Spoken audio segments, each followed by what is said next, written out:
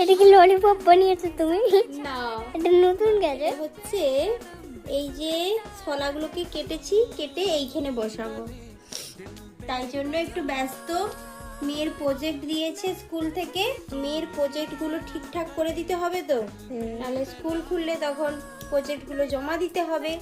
তাই জন্য কালকে আর আজকে মিলে প্রজেক্ট করা চলছে।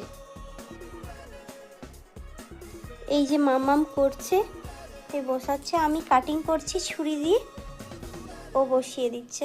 এরকম মাঝখান থেকে কেটে কেটে দিচ্ছি, তাতে বসতে সুবিধা, উঁচু উঁচু হয়ে থাকবে না, তাই জন্য। কেমন লাগছে মানা করতে?